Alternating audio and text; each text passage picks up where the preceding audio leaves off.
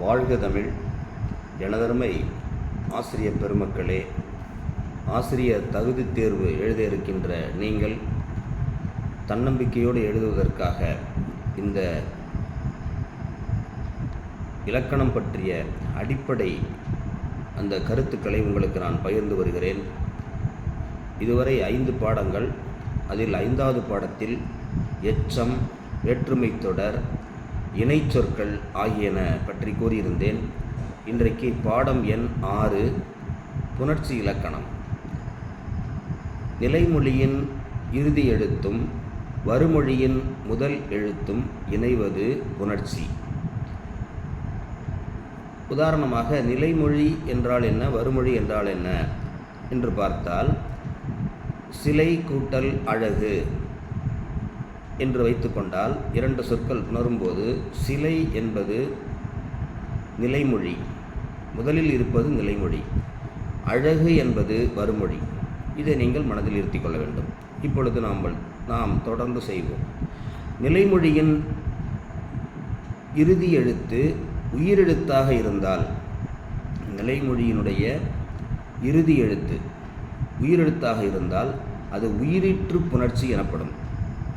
உதாரணமாக நான் ஏற்கனவே சொன்ன அந்த எடுத்துக்காட்டு தான் சிலை கூட்டல் அழகு என்பது சிலை அழகு.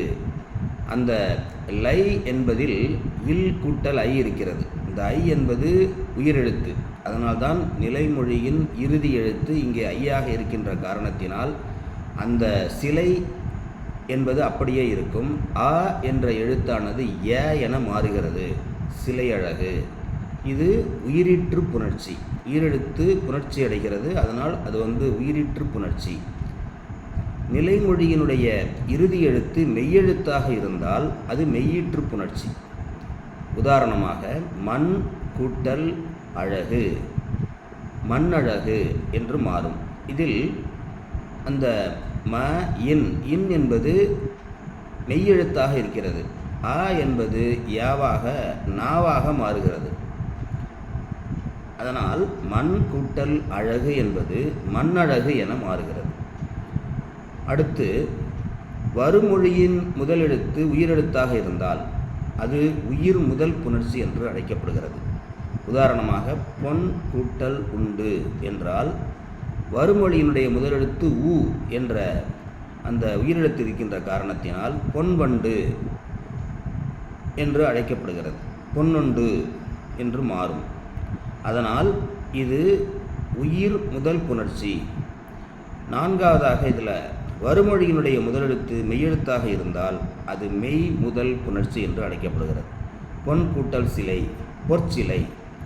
இந்த சி என்பது இச் கூட்டல் இ என்ற எழுத்தினுடைய பிறப்பு இல்லையா? அதனால தான் அந்த இ என்பது அந்த இச்சு வருகிறது அல்லவா? அந்த இச்சு வருகின்ற காரணத்தினால் அது மெய் முதல் புணர்ச்சி என்று அழைக்கப்படுகிறது. அதனால் நிலைமொழியில் 2 மாற்றங்கள் என்னென்றால், அது உயிரெழுத்து மெய்யெழுத்து. வருமொழியில் அதே போல் உயிரெழுத்து மெய்யெழுத்து என்பதை பார்த்தோம். இது அடிப்படையாக உள்ளது. அடுத்தது இயல்பு புணர்ச்சி என்றால் என்ன அப்படிங்கிறத பார்க்கணும். தாய் கூட்டல் மொழி தாய்மொழி. எந்த விதமான மாற்றமும் இல்லை. நிலைமொழியும் வருமொழியும் மாற்றமின்றி வருவது இயல்பு புணர்ச்சி. இதில் எந்த எழுத்தும் சேரலை, எந்த மாற்றமும் நடக்கலை. அடுத்தது விகார புணர்ச்சி. இப்போ இந்த நிலைமொழி வருமொழி இந்த இரண்டிலுமே அல்லது ஏதாவது ஒன்றிலோ மாற்றம் ஏற்பட்டால் அது விகார புணர்ச்சி என்று அழைக்கப்படுகிறது. அதில் தோன்றல், திரிதல், கெடுதல் என 3 வகையாக பிரிக்கப்படுகிறது. தோன்றல் என்றால் ஒரு எழுத்து தோன்றுவது. உதாரணமாக, தமிழ் கூட்டல் தாய் தமிழ்த்தாய். இத்து தோன்றி இருக்கிறது புதிதாக, அதனால் இது தோன்றல். திரிதல், வில் கூட்டல் கொடி விற்கொடி. இப்போ இல்லு இர்ரா மாறி இருக்கு, அதனால் திரிந்தது. அடுத்து கெடுதல், மனம் கூட்டல் மகிழ்ச்சி மனமகிழ்ச்சி. இதில் மறைந்து விட்டது, அதனால் அது கெடுதல் என்ற 3 நிலைகளில் நாம் இதை பிரிக்கின்றோம். தோன்றல், திரிதல், கெடுதல். இது அடிப்படையான புணர்ச்சி இலக்கணம். நிறைய இருக்குது அதில். இருந்தாலும் நம்ம உங்களுடைய பாடப்பகுதிக்கு ஏற்றதுவாறு இதை சொல்லியிருக்கிறோம். அடுத்தது மிக முக்கியமானது, இது தேர்வுக்கு மட்டுமல்ல, நாம் எழுதுகின்ற பொழுதும் சில நேரங்களில் நம்ம என்ன செய்கிறோன்னா, தேவையில்லாமல் வல்லினம் மிகுகின்ற இடத்துல வந்து போடாமலும் வல்லினம் மிகா இடத்துல போட்டுடுறோம் இல்லைங்களா? அதனால் இப்போ நான் நடத்த போகிற இந்த பாடம் உங்களுக்கு மிக மிக பொதுவாக நாம் எழுதுகின்ற பொழுது பிழை இல்லாமல் எழுதுவதற்கு மிகவும் பயன்படும். அதனால் இது ஒரு முக்கியமான பாடம். உதாரணமாக முதல்ல வந்து வல்லினம் மிகும் இடங்களும் மிகா இடங்களும் அப்படிங்கிற தலைப்பில் நம்ம பார்க்க போகிறோம். அதில் மிகும் இடங்கள், அதில் குறிப்பாக க, ச, த, ப இந்த 4 எழுத்துக்கள் மட்டும் நல்லா ஞாபகம் வச்சுக்கணுங்க. க, ச, த, ப அப்படிங்கிறது தான் மிகுமா மிகாதா அப்படிங்கிறத நம்ம ஞாபகம் வச்சுக்கலாம். உதாரணமாக பார்த்திங்கன்னா, அந்த இந்த அது எப்படி மாறும் அப்படின்னாக்கா, அந்த பக்கம் இந்த கவிதை. அப்போ பார்த்திங்கன்னா இது வந்து மிகும் இடங்களை பார்க்குறோம் முதல்ல இல்லையா? அதனால் அந்த இந்த அப்படின்னு வந்தால் அதற்கு அடுத்து வரக்கூடிய எழுத்தினுடைய அந்த க, ச, த, ப அப்படிங்கிற ஒரு எழுத்தில் இருக்கும் இல்லைங்களா? இப்போ பார்த்திங்கன்னா பக்கம், அப்போ இப்பு வந்து அங்கே சேருது. அதனால் வல்லினம் மிகுகிறது. இது வந்து அந்த பக்கம் இந்த கவிதை அப்படின்னு வரும். அடுத்து எந்த அப்படிங்கிற அந்த சொல் வந்தால் மிகும் அப்படிங்கிற ஞாபகம் வச்சுக்கணும். எந்த திசை, எந்த சட்டை அப்படின்னு போடலாம். எந்த இத்து, எந்த திசை, எந்த கூட்டல் திசை அப்படின்னாக்கா அப்போ அந்த இடத்துல வந்து இருக்குது எந்த திசைன்னு இருக்குது. இந்த 2 எழுத்துக்கு இடையில் வந்து இத்து போடணுமா வேணாமான்னு சந்தேகம் வரும் நம்மளுக்கு. இப்போ எந்தன்னு வந்தாவே நீங்கள் இனிமேல் என்ன செய்யணும், எந்த திசை, அதற்கு அடுத்த எழுத்து என்னன்னு பார்க்கணும். க, ச, த, ப இருந்தால் அதுக்கு வந்து மிகும் அப்படிங்கிறத நம்ம போட்டுடலாம். அடுத்தது 2ஆம் வேற்றுமை உருவு ஐ வெளிப்படையாக வந்தால், உதாரணமாக பார்த்திங்கன்னா தலையை காட்டு அப்படின்னு 2 சொற்கள் இருக்குது. இக்கு போடணுமா வேணாமா? போடணும். ஏன்னா தலையை ஐ வந்திருக்கு இல்லைங்களா? அதனால் 2ஆம் வேற்றுமை வந்திருக்கிறதுனால அது போடணும். அப்போ தலையை காட்டு இக்கு போடணும். பாடத்தை படி, அப்போ பாடத்தை இப்பு போட்டுறது சரி அப்படின்னு ஞாபகம் வச்சுக்கணும். போடாமல் விட்டால் தவறு. அது 4ஆம் வேற்றுமை உருவு கு வெளிப்படையாக வரும் இடத்துலையும் போடணும். எனக்கு தெரியும் அப்படின்னு 2 சொற்கள் இருக்குது. இதில் பார்த்திங்கன்னா எனக்கு கு வந்திருக்கு. 4ஆம் வேற்றுமை உருவு கு, அதனால் எனக்கு தெரியும்.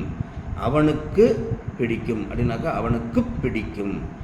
அடுத்தது இகரத்தில் முடியும் வினையெச்சங்கள். இகரத்தில் முடிஞ்சிருக்குது அப்படின்னாக்கா அங்கேயும் வந்து மிகும். எழுதி பார்த்தான். இப்போ வந்து தீ வந்திருக்கு. தீ வந்திருக்கிற காரணத்தில் இத்து குட்டல் ஈ வந்திருக்கிற காரணத்தினால மிகும். அப்போ எழுதி பார்த்தான் அப்படின்னு போகணும். அடுத்து உகரத்தில் முடியும் வினையெச்சங்கள். பெற்று கொண்டான். அப்போ பெற்று அப்படிங்கிற அந்த வினை வருகின்ற காரணத்தினால் பெற்று கொண்டான். படித்து பார்த்தான், படித்து பார்த்தான். இப்போ இதில் வந்து மிகுகிறது. அடுத்து எதிர்மறை பெயரச்சத்தினால இறுதியில் எழுத்து கெட்டு வருவது. எதிர்மறை பெயரச்சம் அதில் வந்து இறுதி எழுத்து கெட்டு வருகிறது. என்னன்னாக்கா இப்போ உதாரணம் பார்த்திங்கன்னா செல்லா செல்லா அப்படின்னு இருக்கும். அடுத்தது காசு அப்படின்னு இருக்கும். இப்போ இங்கே போடணுமா? போடணும். செல்லா காசு. எழுதாங்கிறது அப்படியே பார்த்திங்கன்னா இறுதியில் அப்படியே நிற்கிது. அப்படியே எழுதா இப்பு போடணும். எழுதா பாடல் அப்படின்னு போடலாம். அடுத்து ஓமை தொகை அப்படிங்கிறதுல வல்லினம் மிகும். அது என்ன ஓமை தொகை? உங்களுக்கு தெரியும் ஏற்கனவே. மலர் பாதம், பாதத்தை வந்து மலர் போன்ற பாதம் அப்படின்னு சொல்கிறது தான் ஓமை தொகை. தமிழ் வந்து தாய், நம்ம தாய் போன்றது அப்படிங்கிறப்ப இந்த இடத்துல மிகணும். அதுனா மலர்பாதம், தாய் தமிழ். சில பேர் தாய் தமிழ்னு எழுதுறாங்க, நிறைய பேர். தாய் இத்து போடணுங்க, தாய் தமிழ். அடுத்தது எண்ணும் பெயர்களில் எண்ணும் நம்பர் 1, 2 அப்படின்னு சொல்கிறோம் இல்லைங்களா? அதில் வந்து 8, 10 அப்படிங்கிற அந்த 2 எண்களுக்கு மட்டும்தான் மிகணும். மற்ற எழுத்துக்கெலாம் மிகக்கூடாது அப்படிங்கிறத ஞாபகம் வச்சுக்கணும். உதாரணமாக 1 புத்தகம் அப்படின்னு வச்சு இருக்குது. 1 அப்படின்னா ஒரு புத்தகம் அப்படிங்கிறது தான் வரப்போகுது. 2 புத்தகம், 2 புத்தகம் அங்கே மிகக்கூடாது. உதாரணமாக 8 புத்தகம், 8 புத்தகம். 10 காசு, 10 காசு அப்படின்னு தான் போடணும். அடுத்தது அப்படி, இப்படி, எப்படி அப்படிங்கிற அடுத்து வரக்கூடிய வல்லினம் மிகும். அப்படி செய், இப்படி காட்டு, எப்படி தெரியும் அப்படின்னு தான் சொல்லணும். அப்படி, இப்படி, எப்படி. அடுத்தது திசைப்பெயர்கள் வந்தால் வல்லினம் மிகும். உதாரணமாக கிழக்கு, மேற்கு, வடக்கு, தெற்கு. அதுக்கப்புறம் வரக்கூடிய எழுத்தானது க, ச, த, ப அப்படின்னு வந்துச்சுனாக்கா அது மிகும். கிழக்கு கடற்கரை, மேற்கு சுவர், வடக்கு தெரு, தெற்கு பக்கம். அதனால் அதெல்லாம் மிகும். அடுத்தது மகரமையில் முடியும் சொல்லை அடுத்து வருவது மகரமை. அது என்ன மகரமை? மரம், சட்டம் அப்படின்னு இருக்குது. அதை சேர்த்து எதுனா மரச்சட்டம் அப்படின்னு தான் எழுதணும். அந்த இம்மு வந்து கெட்டுப்படுதிங்க, இம் கெட்டு இச்சு வருது. அதனால் மகர மெய்யில் முடிவது. வட்டம் கூட்டல் பாறை, வட்டப்பாறை. அதனால் அது அங்கே இம்மு கெட்டு அதுக்கப்புறம் இங்கே என்ன மாறுதுனாக்கா வட்டப்பாறை அப்படின்னு மாறுது. அதனால் பார்த்திங்கன்னா இது ரொம்ப ரொம்ப வாழ்க்கை நம்ம எழுதுகிறோம், பிழை இல்லாமல் எழுதுறதுக்கு நிறைய பேர் பிழையோடு எழுதுவாங்க. இதை மனசில் திரும்ப திரும்ப இந்த பாடத்தை மட்டும் நீங்கள் பார்த்துக்கிட்டே இருக்கணும்.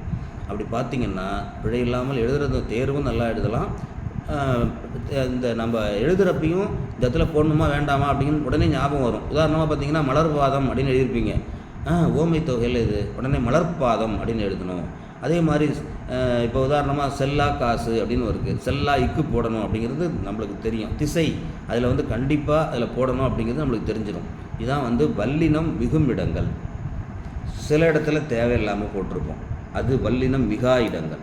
அந்த இடத்துல நீ தேவையில்லாமல் நம்ம என்ன செஞ்சுருப்போம், அந்த மெய்யெழுத்தை நம்ம போட்டிருப்போம், ஆனால் அது போடக்கூடாது அப்படிங்கிறதான். அதையும் தெரிஞ்சு வச்சுருக்கணும். செய்யணும் செய்யக்கூடாது அப்படிங்கிற இடத்துலையும் நம்ம தெரிஞ்சு வச்சுருக்கணும். உதாரணமாக எழுவாய் சொற்களை அடுத்து, எழுவாய் சொற்கள் அப்படின்னா அப்போ பார்த்திங்கன்னா எழுவாய் தம்பி, அப்புறம் யானை, அது மாதிரி வரக்கூடிய எழுவாய் சொற்கள் வந்தால் அதுக்கு அடுத்ததில் மிகாது. உதாரணம் தம்பி படித்தான், தம்பி இப்பு படித்தான் போடக்கூடாது, தம்பி படித்தான் போடக்கூடாது, தம்பி படித்தான். யானை பிளிரியது, அங்கெல்லாம் மிகக்கூடாது.